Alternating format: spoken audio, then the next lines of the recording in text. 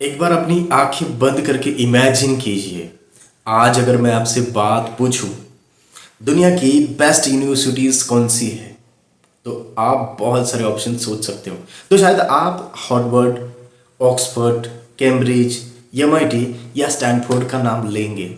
लेकिन अगर मैं आपसे कहूँ कि एक वक्त ऐसा भी था जब दुनिया के स्टूडेंट्स पढ़ने के लिए इंडिया में आते थे, और सिर्फ नेपाल या श्रीलंका से नहीं, दुनिया के पूरे देश में से China, Korea, Tibet, Indonesia, central Asia से भी आते थे। हजारों किलोमीटर का सफ़र, ना फ्लाइट्स, ना ट्रांसपोर्ट की अलग अलग सुविधाएं, तो भी अपने इंडिया में सिर्फ एक चीज़ के लिए इतने हजारों किलोमीटर से, और वो थी नॉलेज। और उस नॉलेज का सेंटर था इंडिया। तक्षशिला, नालंदा यूनिवर्सिटीज़, ये बहुत ही बड़े नाम। उसी के साथ विक्रमशिला, ये सिर्फ यूनिवर्सिटी नहीं थी, ये दुनिया के नॉलेज हब्स थे। लेकिन आज सिचुएशंस बिल्कुल उल्टी हो चुकी है। आज लाखों में इंडियन स्टूडेंट फॉरेन यूनिवर्सिटीज़ का सपना देखते हैं। हर साल हर हजारों करोड़ रुपए एजुकेशन के लिए बाहर स्टूडेंट्स जाते हैं। और क्वेश्चंस ये है कि आखिर ऐसा क्या हुआ जो हजारों साल पहले की यूनिवर्सिटी, जो देश में कभी दुनिया को इतनी यूनिवर्सिटीज़ थी जो दुनिया को पढ़ा रही थी, आज वही देश वर्ल्ड की टॉप यूनिवर्सिटीज़ की लिस्ट में स्ट्रगल करता है। और ये नज़र हमेशा आ रहा है। आज की प्रॉब्लम कि हम ये स्ट्रगल कर रहे हैं। क्या प्रॉब्लम सिर्फ स्टूडेंट्स में है, या फिर टीचर्स में है, या फिर गवर्नमेंट में है, या पूरा एजुकेशन सिस्टम ही बदल गया है? यकीनन आंसर है कि आज हम फैक्ट्स, हिस्ट्री और रिसर्च के बेसिस पर इस पूरी जर्नी को समझेंगे। चैप्टर नंबर 1 हम बात करेंगे, भारत कभी नॉलेज सुपर पावर था। और ये सुपर पावर, अगर हम हिस्ट्री में पीछे जाए तब पता चलेगा कि इंडिया की पहचान सिर्फ किंग्स और एम्पायर से नहीं थी, बल्कि और भी एक बहुत बड़ा था। वो इंडिया की सबसे बड़ी पहचान थी, और वो थी नॉलेज। उस ज़माने में एजुकेशन का मतलब सिर्फ जॉब नहीं होता था। एजुकेशन का मतलब था कैरेक्टर, पर्सनालिटी, विजडम। और इसी वजह से ये दुनिया भर के स्कॉलर्स यानी कि स्टूडेंट्स इंडिया में आना चाहते थे। अब हम देखते हैं तक्षशिला। जब यूनिवर्सिटी का कॉन्सेप्ट भी नहीं था, तब तक्षशिला आज पाकिस्तान में लोकेटेड, और ये पर्टिकुलरली हिस्ट्री के हिसाब से ये दुनिया का सबसे पुराने हायर लर्निंग सेंटर्स में से एक माना जाता है। यहाँ कोई एक बिल्डिंग नहीं थी, अलग टीचर्स थे।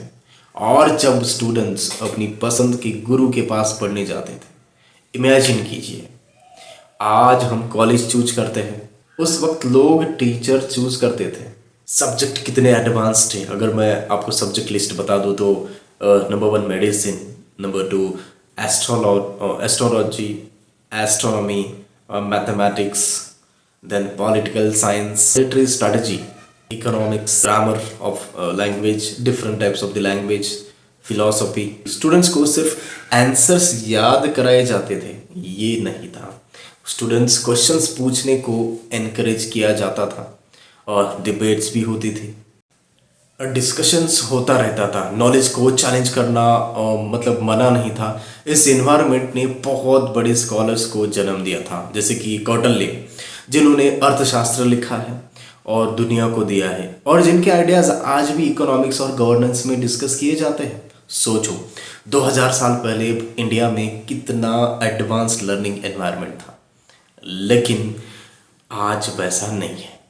अब बात करते हैं नालंदा यूनिवर्सिटी, दुनिया की सबसे मशहूर यूनिवर्सिटी। अब आते हैं बिहार, यहाँ बनी नालंदा की तरफ। नालंदा सिर्फ इंडिया की नहीं, बल्कि पूरी दुनिया की सबसे फेमस यूनिवर्सिटी है। और हिस्टोरिकल रिकॉर्ड्स के अकॉर्डिंग हजारों स्टूडेंट्स और टीचर्स यहाँ रहते थे। यहाँ एडमिशन लेना आसान भी नहीं था। सबसे पहले एंट्रेंस डिस्कशन होता था, यानी कि like entrance examination, may be type of interview और क्वेश्चंस। अगर आप कॉन्सेप्ट नहीं समझते तो पर्टिकुलर एडमिशन्स को नहीं दिया जाता। ये बहुत इंटरेस्टिंग बात है। आज हम कोचिंग सेंटर्स में एक्सपेक्टेड क्वेश्चंस ढूंढते हैं, उस वक्त स्टूडेंट्स से पूछा जाता था। तुम सोच मतलब कैसे रहे हो, ये डिफरेंस था। नालंदा में सिर्फ बुक्स नहीं पढ़ी जाती थी, आइडियाज़ को डेवलप होते थे, रिसर्च होती थी, डिस्कशंस होता था, और सबसे इम्पॉर्टेंट बात जो है वो क्यूरियोसिटी को रिवॉर्ड किया जाता था। चैप्टर नंबर 4 में हम बात करेंगे दुनिया इंडिया मतलब क्यों आती थी। तो आज हम फॉरेन यूनिवर्सिटीज़ में एडमिशन्स लेने का ड्रीम रखते हैं, लेकिन एक टाइम था जब फॉरेन स्टूडेंट्स इंडिया में आने का ड्रीम रखते थे। चाइनीज स्कॉलर जुआंग जैंग ने इंडिया में आकर नालंदा में सालों तक पढ़ाई की। उन्होंने अपनी राइटिंग्स डिस्क्राइब किया और एजुकेशन कितनी ऑर्गेनाइज और रिस्पेक्टेड थी ये बताया। इमेजिन करो, उस जमाने में ना गूगल था, ना यूट्यूब था, ना इंटरनेट था, फिर भी इंडिया का नाम नॉलेज के लिए दुनिया भर में फेमस था। और वो क्यों? क्योंकि एजुकेशन सिर्फ डिग्री के लिए नहीं होती थी, एजुकेशन का पर्पस था और इंसान को बेहतर बनाना था। और ये ट्रांजिशंस जो हम बात कर रहे हैं, लेकिन फिर क्या हुआ, एक सवाल है। और सवाल है, अगर इंडिया में इतना पावरफुल एजुकेशन मतलब था और इतना बड़ा सेंटर था, तो फिर आज हम वर्ल्ड के टॉप यूनिवर्सिटीज़ में क्यों नहीं दिखाते या फिर बिल्कुल भी नहीं आ रहे? क्या हुआ बीच 1000 या 1500 साल में जो इतने हम पीछे आ गए? एक नॉलेज सुपर पावर धीरे धीरे रोट लर्निंग में कन्वर्ट कैसे हो गया और कैसे बदला? और क्या इसकी शुरुआत ब्रिटिश रूल से हुई है या कहानी उसे भी ज़्यादा कॉम्प्लेक्स है? इंडिया पीछे कैसे रह गया और क्या हम वापस उठ सकते हैं? चैप्टर 5 को कंटिन्यू करेंगे। क्या सिर्फ ब्रिटिश रूल इसका कारण था? जब भी इंडिया का मतलब एजुकेशन सिस्टम की बात होता है या फिर एक नाम जरूर आता है, वो थॉमस बेबिलगॉट मैकॉली। तो 1835 में उन्होंने एक फेमस डॉक्यूमेंट लिखा था जिन्होंने इंडियन एजुकेशन का मतलब पर्टिकुलरली एक सहभाग। इसके बाद ब्रिटिश एडमिनिस्ट्रेशन में बहुत ही मॉडल प्रमोट किया गया। लेकिन यहाँ एक बात समझना बहुत ज़रूरी है, सोशल मीडिया पर अक्सर होता रहता है कि पर्टिकुलर इनका जो रियलिटी है इतनी सिंपल नहीं है। ब्रिटिश पॉलिसी का एक एजुकेशन पर बहुत ही बड़ा इम्पैक्ट ज़रूर था। उनका ऑब्जेक्टिव लार्जली लोगों को तैयार एडमिनिस्ट्रेशन के लिए करने था, इसीलिए एग्जामिनेशन, पेपर वर्क और क्रिटिकल स्किल्स को ज़्यादा इंपॉर्टेंस मिली।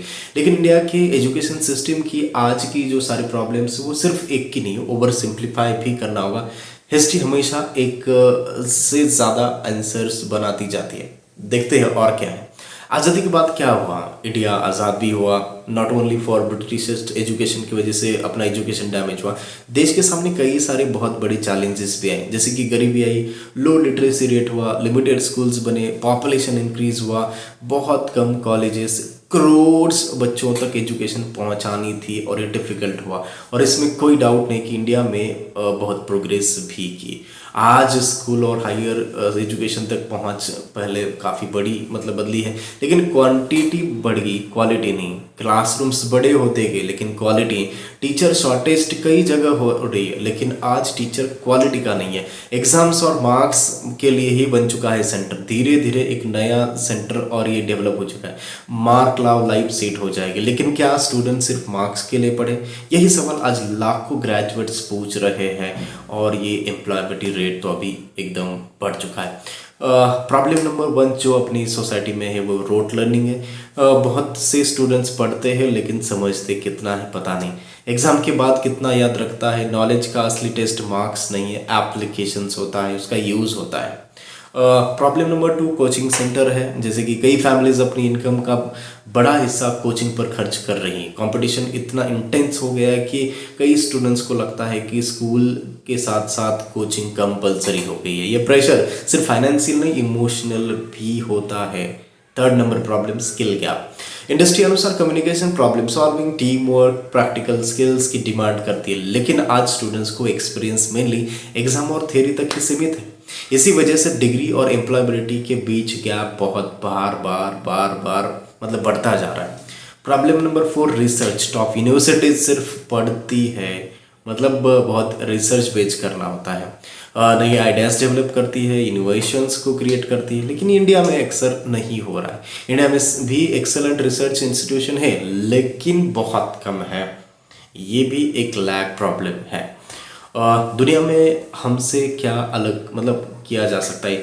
चलिए कुछ एग्जांपल्स रखते हैं, जैसे कि फिनलैंड में टीचर्स को बहुत हाई प्रोफेशनल रिस्पेक्ट दिया जाता है, ये भी इम्पोर्टेंट है, इंडिया में देना चाहिए, तब जाके कुछ सुधर सकता है, इम्पैक्ट पड़ सकता है। जर्मनी में क्या है, वोकेशनल एजुकेशन को स्ट्रॉन्ग इंपॉर्टेंस देता है और हर स्टूडेंट को गोल सिर्फ यूनिवर्सिटी नहीं होता है, स्किल्ड प्रोफेशंस को भी रिस्पेक्ट मिलती है।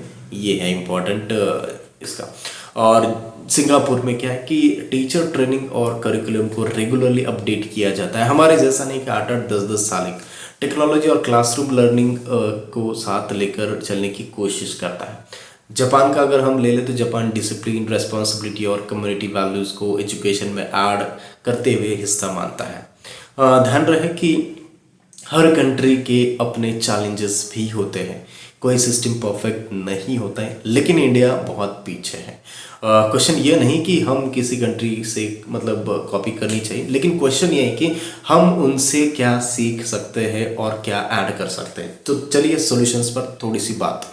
अगर इंडिया को फिर से एजुकेशन लीडर बनना है, पावरफुल बनना है, तो सिर्फ सिलेबस बदलने से काम नहीं चलेगा, हमें माइंडसेट बदलना पड़ेगा। स्टूडेंट को सिर्फ वो आंसर्स याद नहीं करेंगे, नए करने पड़ेंगे, क्वेश्चंस पूछने मतलब सीखने होंगे।